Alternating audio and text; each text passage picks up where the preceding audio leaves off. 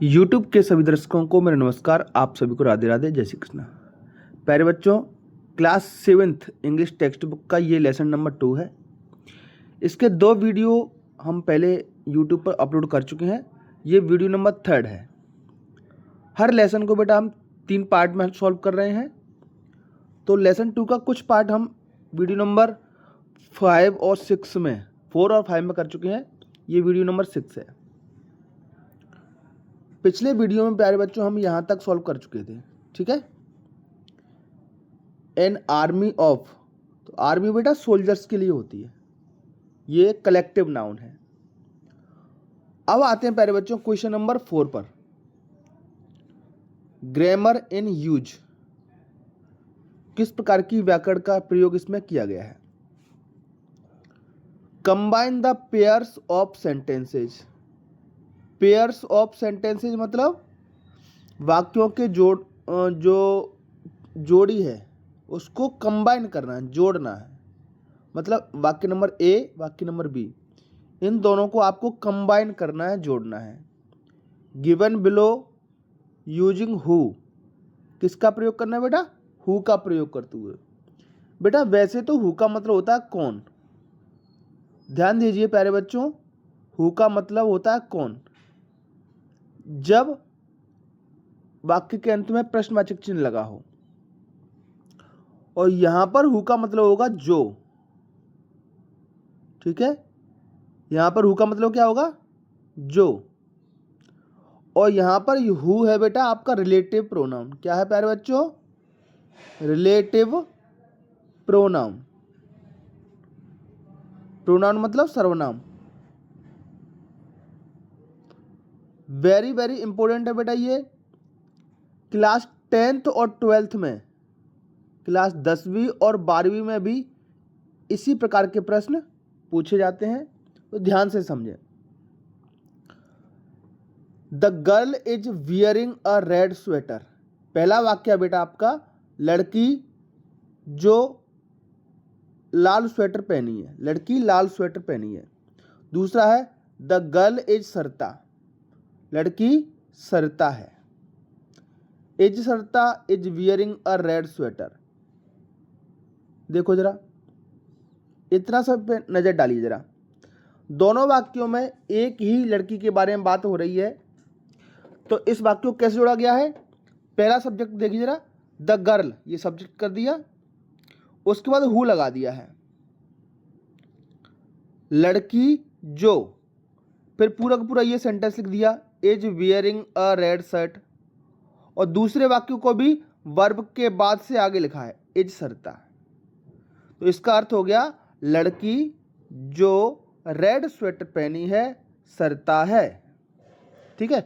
तो पहले सब्जेक्ट लिखना है, फिर उसके बाद हु का प्रयोग करना है, उसके बाद में वर्ब से, हेल्पिंग वर्ब से दोनों के दोनों वाक्य लिख देने हैं।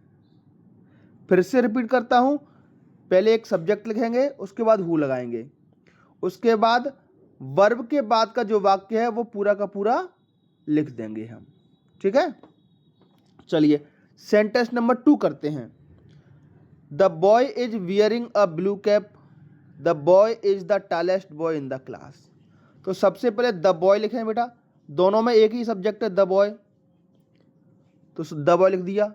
उसके बाद हु लिखा हमने, द बॉय हु, फिर पूरा वाक्य उतारे बेटा हेल्पिंग वर्ब से आगे, is wearing a blue cap, is wearing a blue cap.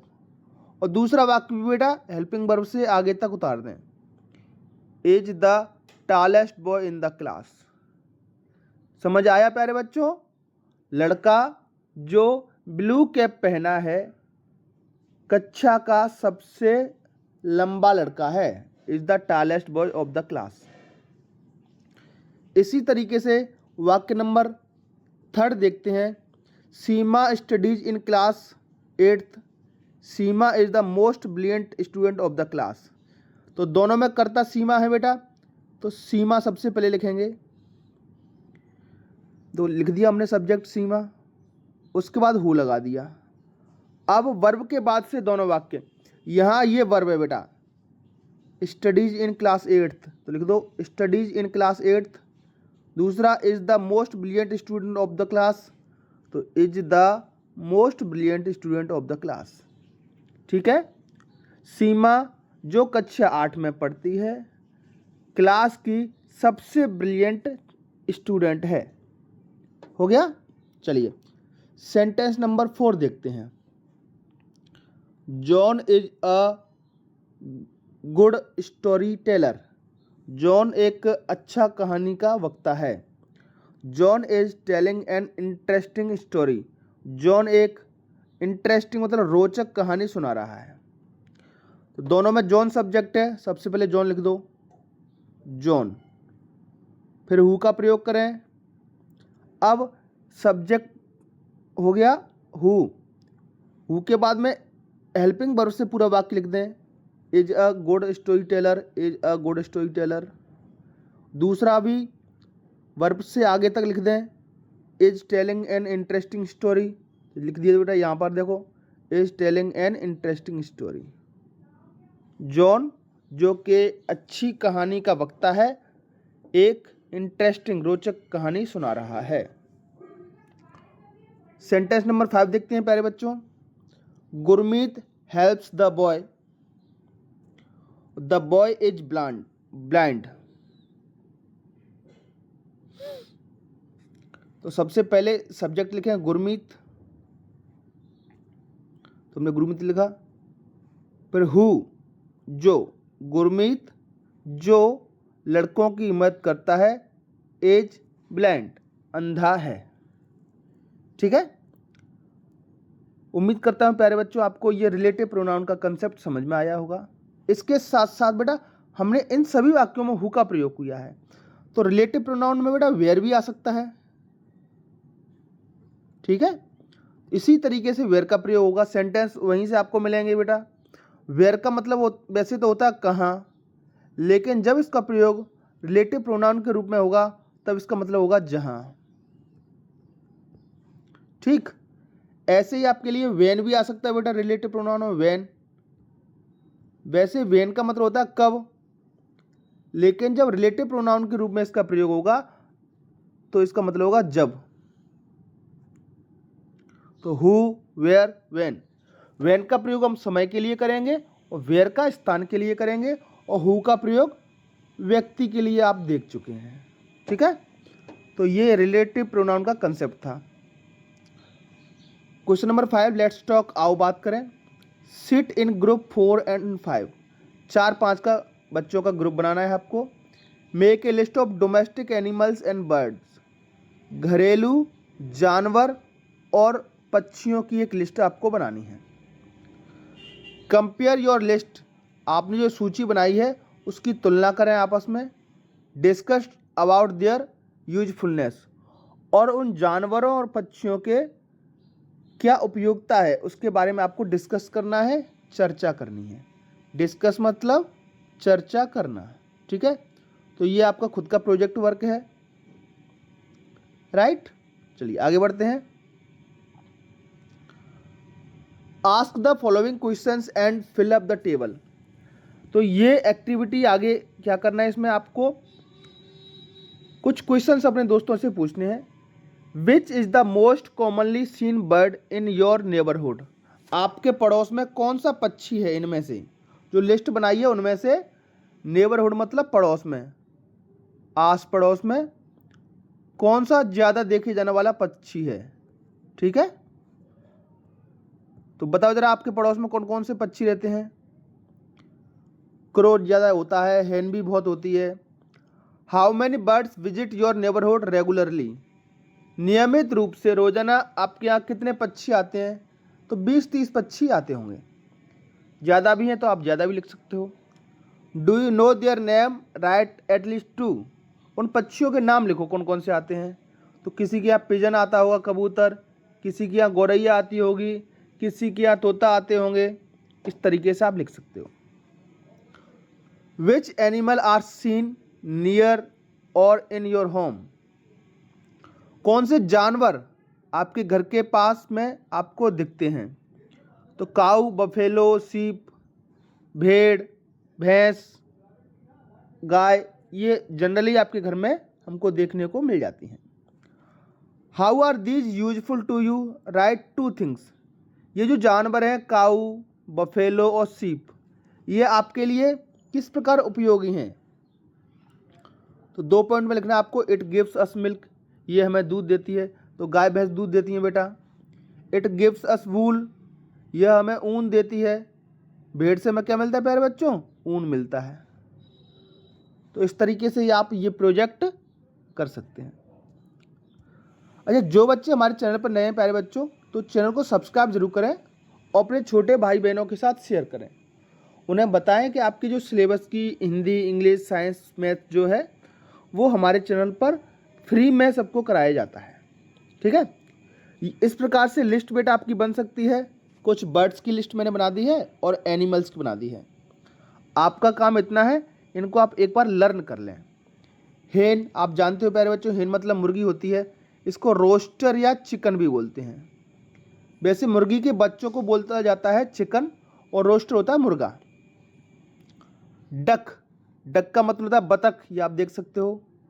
Turkey एक प्रकार का मुर्गी जैसा ही जानवर होता है ना, पक्षी होता है। पिजन, पिजन मतलब कबूतर, इसको डॉव, डॉव भी बोलते हैं। डॉव को वैसे हिंदी में बोलता है फाख्ता, फाख्ता बोलते हैं, इसका हिंदी मतलब फाख्ता। ये भी एक प्रकार का पक्षी, थोड़ा सा अंतर होता है ना। आप इतना समझ लो, बाहरी देशों में कबूतर को, पिजन को डॉव बोलते हैं। गूज, गूज माने बतख होती है। ठीक है। पैरट मतलब तोता होता है बेटा। पीकॉक मतलब मोर होता है। और कैनरी या फिंच, ये भी एक प्रकार का बर्ड है। काव, एनिमल्स पे आते हैं बेटा। काव आप जानते हो, गाय। भैंस, वाटर बफेलो भी बोलते हैं इसको। गोट, बकरी। सीप, भेड़। ऑक्स, ऑक्स या बोले एक ही बात है। कैमल, ऊंट।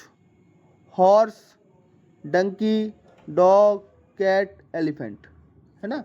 तो ये एनिमल्स और बर्ड्स के नाम मैंने आपको लिख दिए हैं। आगे बढ़ें।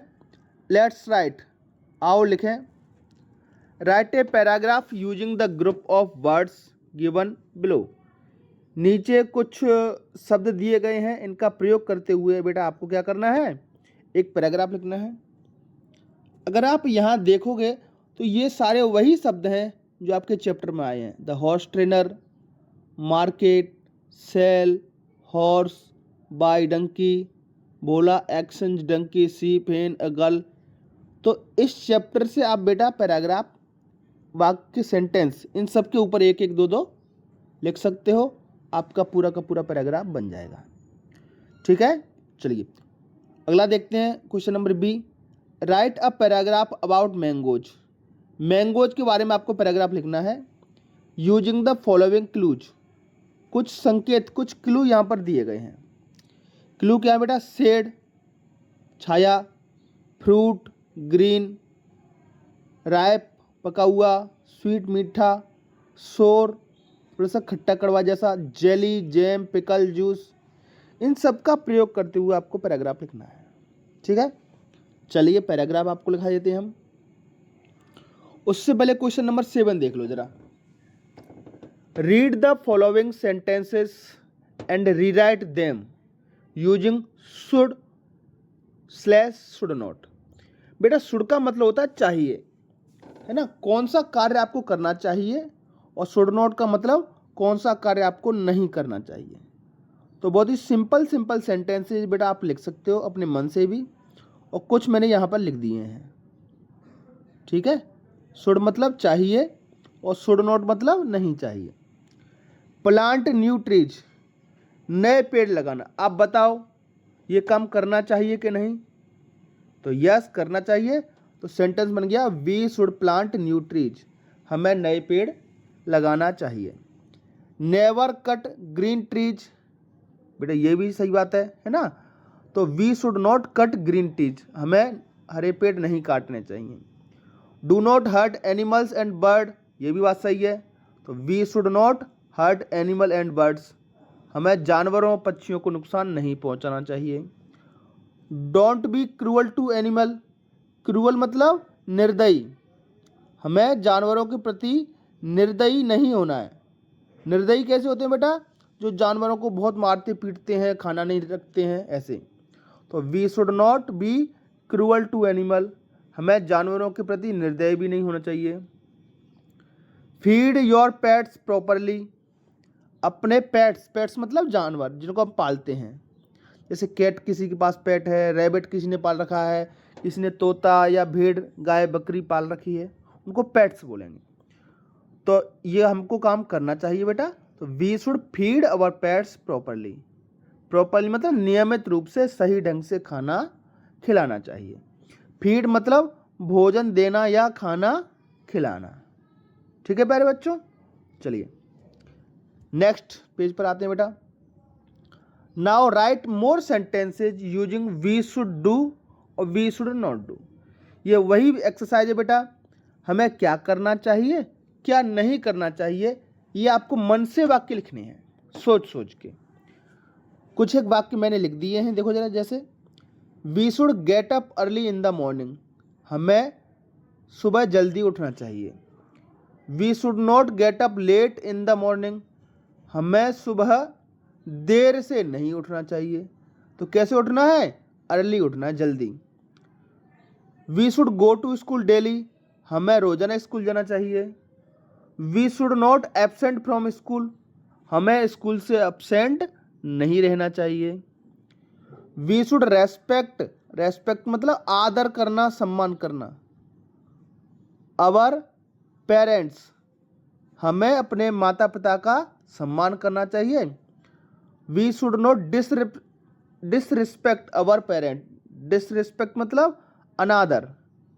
ठीक है, तो अनादर नहीं करना है, आदर करना है। किसका? पेरेंट्स का, बड़े बुजुर्ग का, बड़े भाई बहनों का, टीचर्स का। ठीक, तो इस तरीके से आप सेंटेंसेस लिख सकते हो। 2 सेंटेंसेज मैंने आपके लिए छोड़ दिए हैं, तो ये 2 सेंटेंसेज आप मुझे कमेंट बॉक्स में बताओगे। ये जो मैंगो वाला पैराग्राफ था उसमें कुछ शब्द दिए गए थे, उसको हम इस तरीके से डिजाइन कर सकते हैं बेटा। ये शेड मतलब छाया, ये शब्द आया था। ये जो बोल्ड लेटर्स हैं ये आपके क्लूज हैं, इनका आपको प्रयोग करना है वाक्यों में। ठीक है, तो सारे शब्द मैंने इसमें ऐड कर दिए हैं।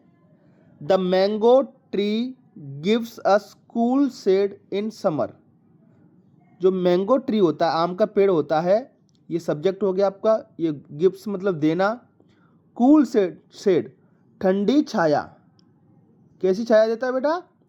ठंडी छाया देता है। इन समर, समर मतलब गर्मी में। ठीक है,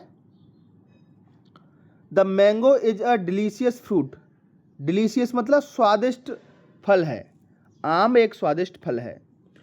raw mangoes are green, raw मतलब कच्चा, कच्चा आम कैसा होता है बेटा?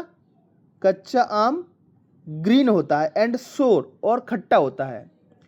And we use them to make tasty pickles, pickles का मतलब होता है बेटा अचार, और हम इसका प्रयोग, कच्चे आम का प्रयोग टेस्टी मतलब स्वादिष्ट अचार बनाने में करते हैं। When they are ripe, ripe मतलब पकना, जब वे पक जाते हैं। वे क्या? जब आम पक जाते हैं। They became yellow and sweet, तो वे पीले और मीठे हो जाते हैं। We love to drink mango juice, हमें आम का जूस पीना पसंद है। And eat sweet mango jam and jelly, और क्या पसंद है बेटा? स्वीट मीठी आम का जैम और जेली खाना पसंद है। तो इस तरीके से आप आपका पैराग्राफ भी बना सकते हो। तो ये बेटा आपका लेसन नंबर 2 कंप्लीट हो चुका है। आगे के वीडियो जो आएगा उसमें हम लेसन 3 स्टार्ट करेंगे। ठीक है बेटा, तो आज की वीडियो में इतना ही। Take care, have a nice day.